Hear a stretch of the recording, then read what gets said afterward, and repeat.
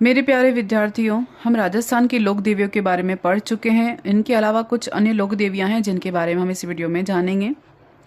सभी बच्चे सब कुछ जानते हैं, उनके पास सारा कंटेंट, बुक्स, नोट्स सब कुछ उपलब्ध होता है। हम में सिर्फ कमी है तो उन चीज़ों को वापस से देखने की या रिवाइज करने की और क्वेश्चन प्रैक्टिस करने की।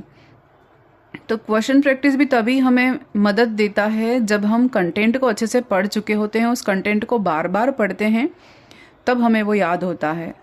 तो जो बच्चे तैयारी कर रहे हैं और जो एग्ज़ाम में लग चुके हैं उन्हें बहुत अच्छे से पता है कि, और जो एग्ज़ाम क्वालिफाई कर चुके हैं वो इस चीज़ का महत्व बहुत अच्छे से जानते हैं कि रिवीजन बोरिंग होता है बट रिवीजन ही हमें सफलता दिलाता है। इट मीन्स रिवीजन या रिपीटेशन इज़ की टू सक्सेस, या हम कहें कि रिपीटेशन इज़ बोरिंग बट हमें सफलता यही दिलाएगा। तो एक ही चीज़ को हमें बार बार देखना पड़ेगा।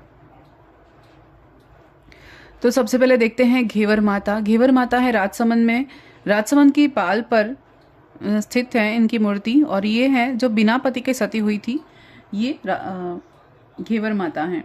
माना जाता है कि राजसमंद की पाल का पहला पत्थर इन घेवर बाई के हाथों से ही रखवाया गया था। अगले हैं मालन माता जागरा गांव, फिर है क्षेमकरी माता भीनमाल जालोर, फिर अगले हैं ज्वाला माता जोबनेर जयपुर, ये है खंगारों की कुल देवी।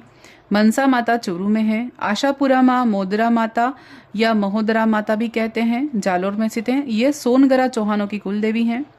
अगले हैं भदाणा माता जो कोटा में है और मुठ से पीड़ित लोगों का इलाज यहाँ होता है। अगले हैं चामुंडा माता, चामुंडा माता प्रतिहार शासकों की कुल देवी हैं। अगले हैं आवरी माता जो कि निकुंभ चित्तौड़ में स्थित है और यह लकवे का इलाज यहाँ किया जाता है। अगले हैं उठाला माता जो कि वल्लभनगर उदयपुर में स्थित है। अगले हैं तनोटिया माता जैसलमेर में है, तनोट माता भी कहते हैं, थार की वैष्णो देवी और जवानों की देवी कहते हैं, और रुमाल वाली देवी भी इन्हें कहते हैं। महामाया माता मावली उदयपुर में स्थित हैं, यह शिशु रक्षक देवी हैं।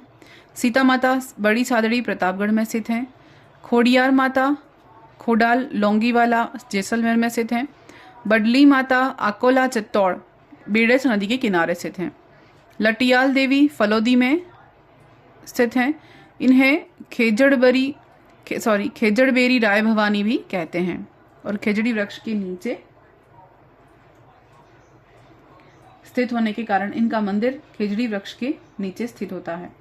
फिर नारायणी माता सरिस्का वन में बरवा डूंगरी पर इनका मंदिर है, और 11वीं शताब्दी में गुर्जर प्रतिहार कालीन मंदिर माना जाता है, और यह नाई समाज की कुलदेवी हैं। अगले हैं त्रिपुरा माँ, त्रिपुरा सुंदरी तलवाड़ा में बांसवाड़ा में स्थित हैं। धोलागढ़ी देवी कठूमर अलवर में है। अम्बा माता उदयपुर अम्बानगर में है। आसपुरी माता आसपुर में है। छींच माता बांसवाड़ा में है। सुंडा माता भीनमाल जालोर। चार भुजा माँ खमनौर राजसमंद। दधी माता गोठ मंगलोर नागौर। किशनाई माता मंगलोर बारा। फिर हैं अर्बुदेश्वरी माँ परमार शासकों की कुल देवी हैं। बाण माता उदयपुर में सिसोदिया वंश की कुल देवी हैं। मरकंडी माता नीमाज पाली में स्थित है। इंद्रगढ़ माता इंद्रगढ़ बूंदी में स्थित है। भद्रकाली माँ हनुमानगढ़ में स्थित है। सुराणा देवी गोरखान नागौर में स्थित है। सीमल माँ बसंतगढ़ सिरोही में स्थित है। भुवाल माँ भुवाल नागौर में है। पीपाड़ माँ ओसिया में है। केवाय माता केणसरिया बिरवड़ी माता चित्तौड़ उदयपुर में स्थित है। हिंगलाज माँ नारलाई जोधपुर में है। राठासण देवी एकलिंग जी के मंदिर के पास ही इनका मंदिर स्थित है। और आमजा माँ रीछड़ा ग्राम राजसमंद में स्थित है, केलवाड़ा भी कहते हैं। अगले हैं जोगणिया माँ, जोगणिया भीलवाड़ा में है। और राठासण देवी के बारे में है, इनका दूसरा नाम दिया गया है राष्ट्रश्येना माँ भी कहते हैं। इसके अलावा महत्वपूर्ण तथ्य जो है वो क्षेत्रपाल जी जो कि ग्राम देवता के रूप में माने जाते हैं, इन्हें खेतला जी भी कहते हैं, खेतल और क्षेत्रपाल जी भी कहते हैं। इनके बारे में कहावत है कि इन गांव की बेटी क्षेत्रपाल जी के बाकले और चूरमा प्रसाद नहीं खाती, क्योंकि जो भी कुमारी कन्या क्षेत्रपाल जी के प्रसाद खाती हैं उनसे शादी के बाद यात्रा देनी होती है। यह सुनी कोक भय से मुक्ति, गांव की संकट से रक्षा के लिए क्षेत्रपाल जी की पूजा करते हैं। ये भैरव हैं जो पूरे राजस्थान में पूजे जाने वाले भैरव के रूप में इनकी पूजा की जाती है।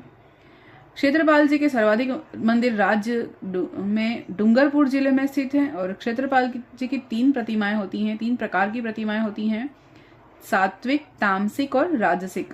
सात्विक प्रतिमा की 2 या 4 भुजाएं होती हैं, जबकि राजसी प्रतिमा की 6 भुजाएं होती हैं और तामसी प्रतिमा की 8 भुजाएं होती हैं। फिर है पितृ पूजा के बारे में दिया गया है। पितृ का अर्थ होता है पूर्वज।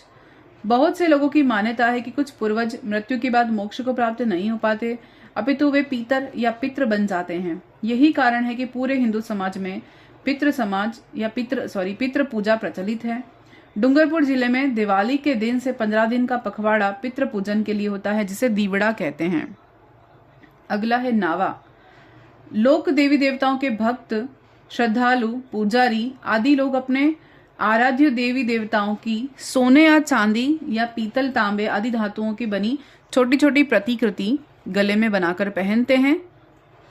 इन्हें नावा कहते हैं। फिर है पर्चा देना। पर्चा देना क्या होता है? शक्ति का परिचय, यानी अलौकिक शक्ति द्वारा किसी कार्य को करना अथवा करवा देना पर्चा देना कहलाता है। फिर है चिरजा। रात्रि जागरण के समय महिलाओं द्वारा देवी की पूजा और आराधना के समय जो गीत और मंत्र गाए जाते हैं उन्हें चिरजा कहते हैं। फिर है ठाला। ठाला क्या है? चिरजा के बारे में 1-2 चीजें और हैं। चिरजा 2 प्रकार के होते हैं। एक तो सिगाऊ चिरजा जो शांति के समय देवी की आराधना के स्वरूप प्रशंसा में गाया जाता है, और एक है घाड़ाऊ चिरजा, इसे विपत्ति काल में पढ़ा जाता है। फिर है ठाला। 7 देवियों के सम्मिलित प्रतिमा स्वरूप को ठाला कहते हैं। इसे श्रद्धालु प्रेत आत्माओं से रक्षा के हेतु अपने गले में पहनते हैं।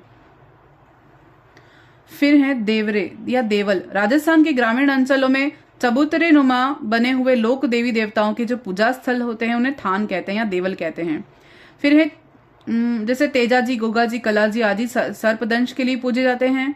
फिर डूंगरपुर जिले में सामल या कलाजी का प्रसिद्ध तीर्थ स्थल स्थित है।